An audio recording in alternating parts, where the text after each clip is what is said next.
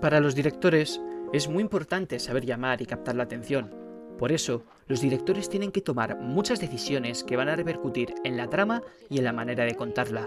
Cada plano que vemos, cada corte, es una intención del director de darnos información a los espectadores. Por eso, uno de los elementos dramáticos más importantes que un director debe manejar a la perfección es la tensión. Vamos a centrarnos en 3 recursos muy importantes que solemos encontrar en las películas y que son muy útiles para generar la tensión. En este vídeo vamos a hablar de cómo se construye la tensión a través del contexto, el diálogo y uno de los recursos dramáticos más importantes, el silencio. Empezamos. Lo primero que necesitamos en una película para generar tensión es entender el contexto.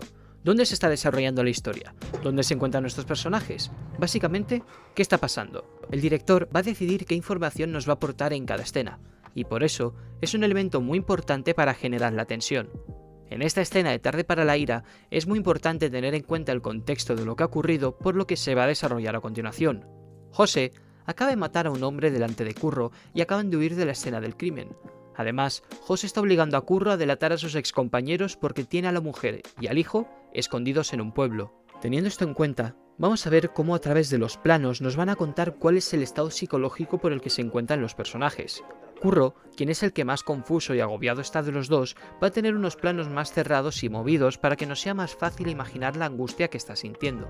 Mientras que José, al estar más frío, lo vamos a ver con unos planos más estáticos. Así, nos están contrastando el estado psicológico de ambos personajes. Con este movimiento de cámara muy sutil, nos van a posicionar a ambos personajes y vamos a notar otro contraste más que se refuerza por la distancia física y moral entre ambos personajes.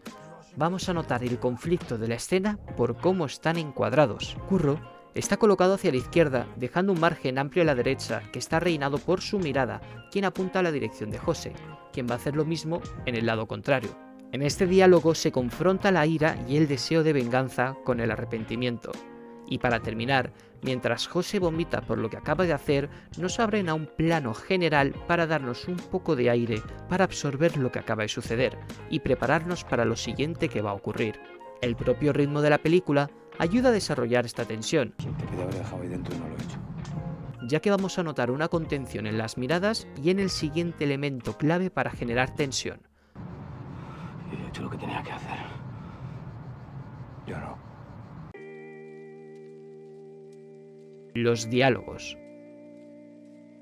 Además de usarse para desarrollar la trama de una escena, sirven para muchas cosas más. A través de los diálogos, los personajes nos cuentan su personalidad, su estado mental, sus intenciones, sus inseguridades y sus emociones.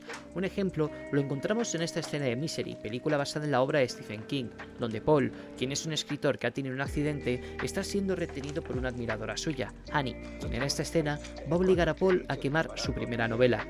La música va a ser muy importante porque va a ayudar a desarrollar la tensión que se va a ir generando poco a poco entre ellos. Cuando vemos lo que hay debajo de la barbacoa, se intensifican los graves para remarcar lo revelado y la carga dramática del momento.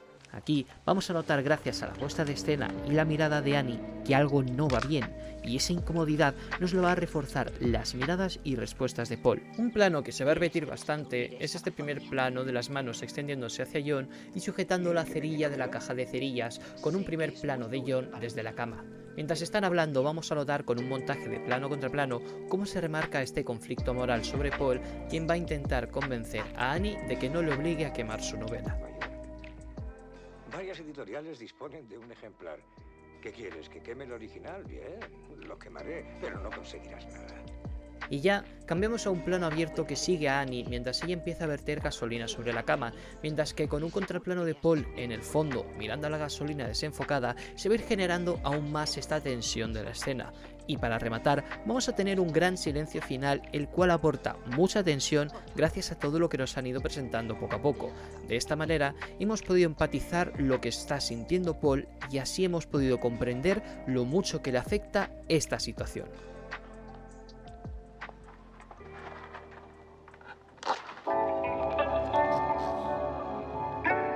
Y ya que estamos hablando de silencios, nuestro próximo ejemplo va a ser el silencio de los corderos, donde el uso de los silencios son esenciales para construir la tensión.